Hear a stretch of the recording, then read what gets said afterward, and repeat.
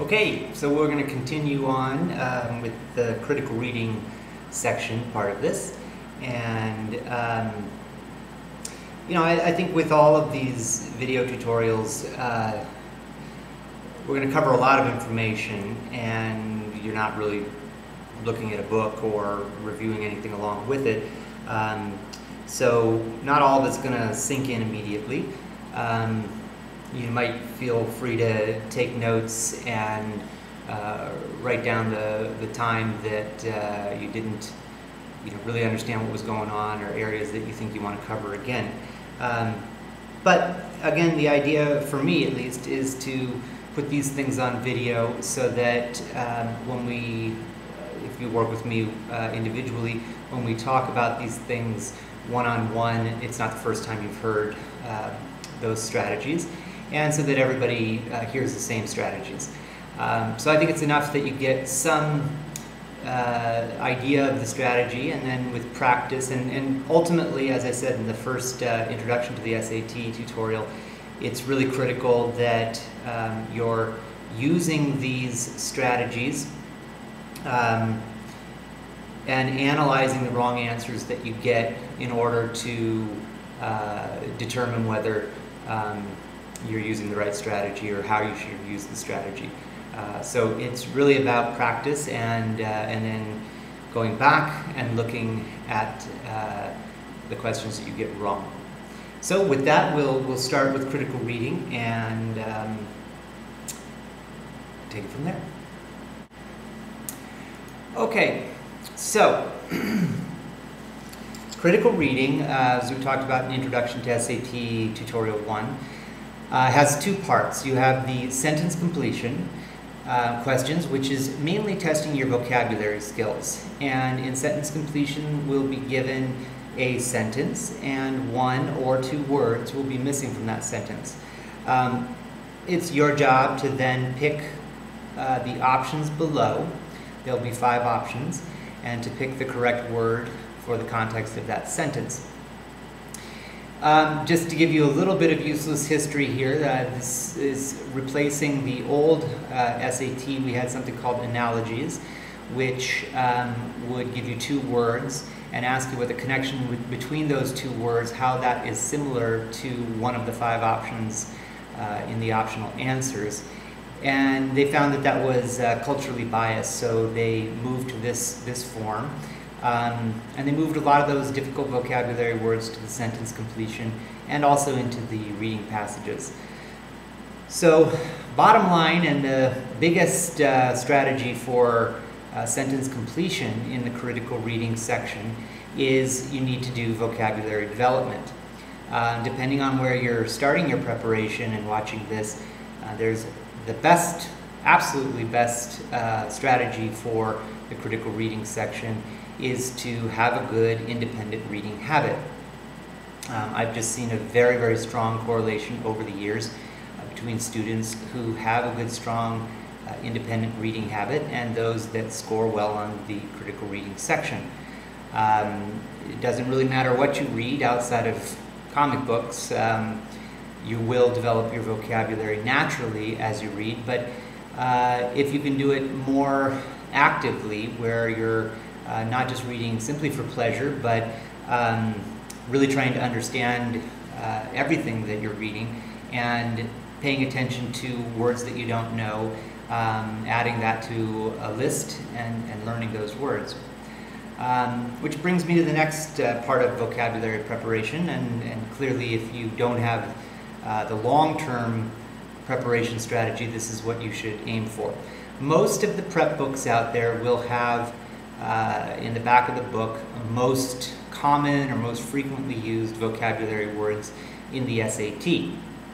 So it doesn't really matter which book you're using, but going through those words and learning those words is a very good way to make sure that you're going to understand the kind of words that will come on the SAT.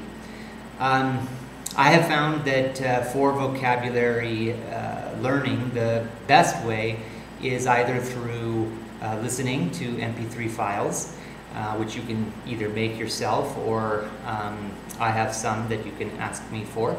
Flashcards is another great way to learn vocabulary, and really actually a very good way to learn anything, even in school, particularly things that you have to memorize, either formulas or areas of science or things like that. Flashcards has just been shown through research to be an effective way of learning.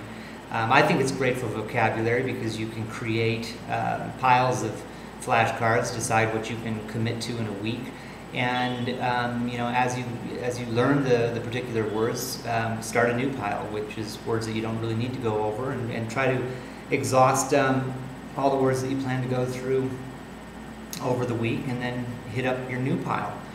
I have a lot of flashcards as well, and I also have common words that are on the SAT. In case you don't have them in your prep books, you can ask me for those.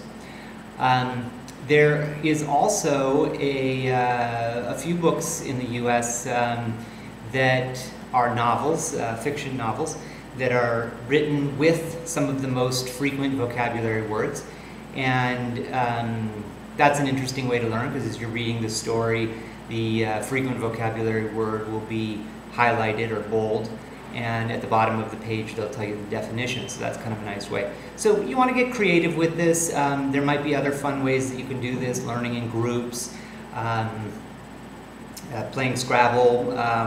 There might be different ways that you can do this, but trust me that if your vocabulary is not strong, that's an area that you really need to develop. Otherwise, it's very difficult to score well on the sentence completions. And in fact, a lot of the questions in the passage-based reading, the second part of the critical reading sections. Okay, so on to the specific strategies with sentence completion. As I said, you'll get a sentence, and there will be one or two words that will be missing. I guess the best way to talk about the right strategies is to initially talk about the wrong strategy. You do not want to go and look at the 5-word options and try plugging those into the sentence. You won't have enough time. That takes too long. And remember that the College Board SAT writers are excellent at messing with your head. So they will put words in there that will trick you and tempt you to answer the wrong option. So, avoiding those 5 optional answers until you have your own word, something that you can put into the sentence that makes sense in the context. So that leads us to the context. First, we want to read the sentence and understand what is the context here.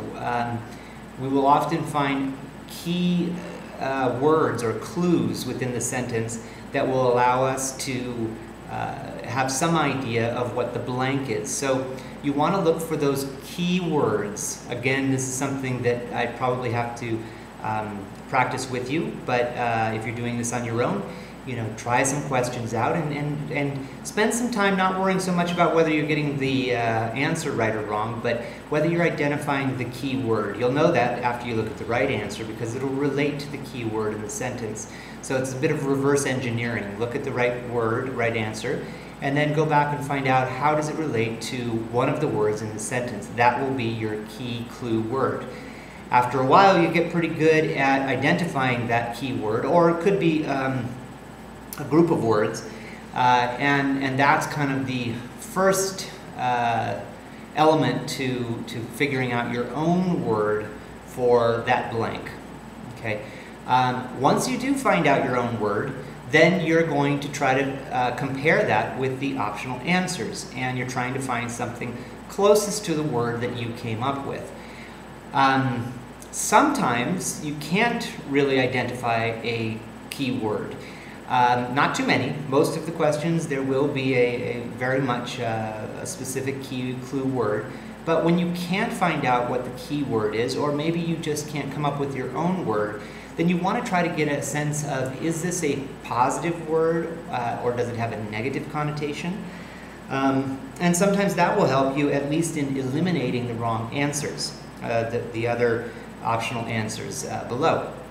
Which brings us to the next strategy, which is eliminating the wrong answers. I often tell students that the most effective way of getting the right answer on the SAT is finding the 4 wrong answers.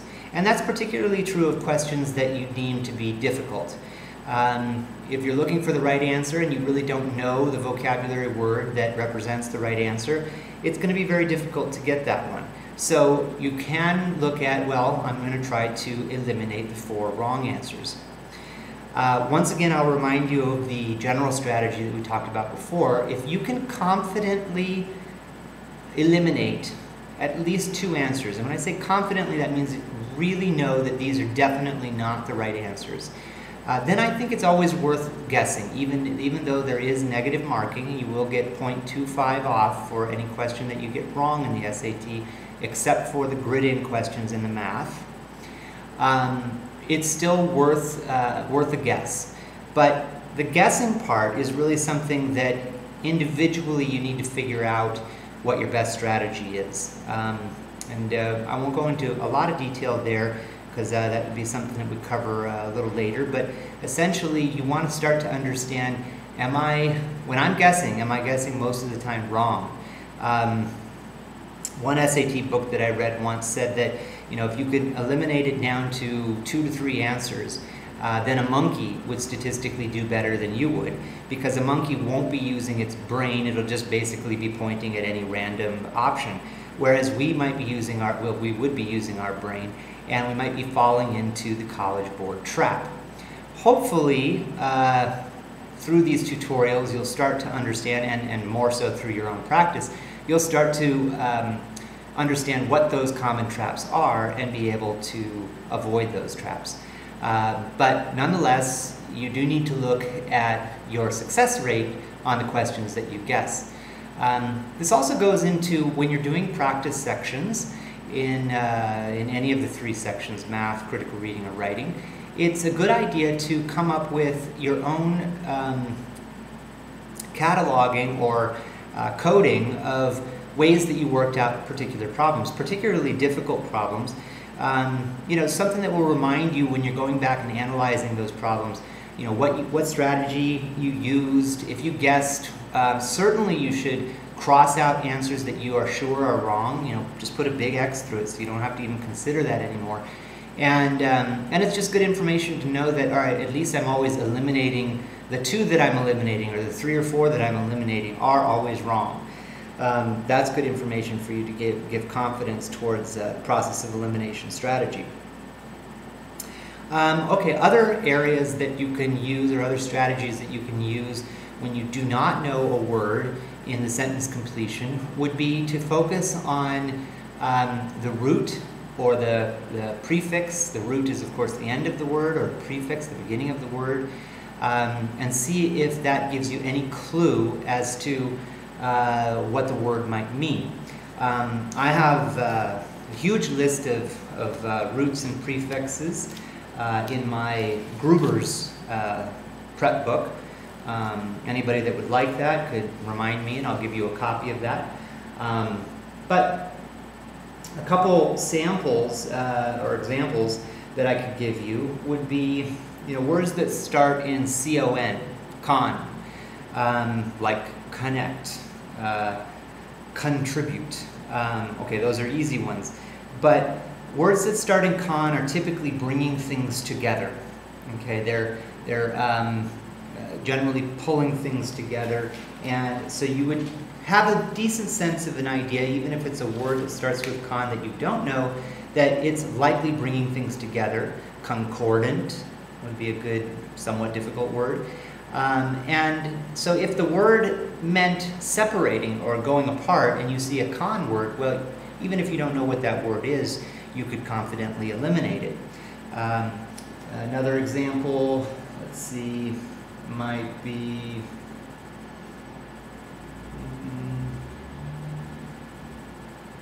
well, I have a bunch of them here, so you let me know if you want a copy of these, and I will certainly give you those.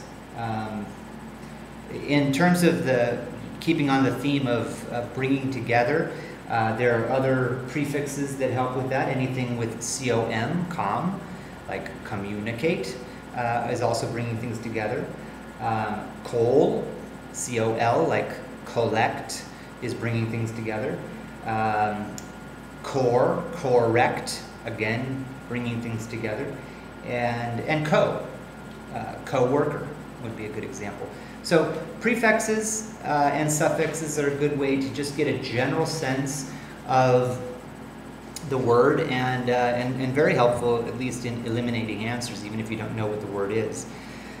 Another one that's not quite as successful as that one on the whole, but if you're in a desperate situation and you really don't know what it is, you might think of a word in terms of what it sounds like.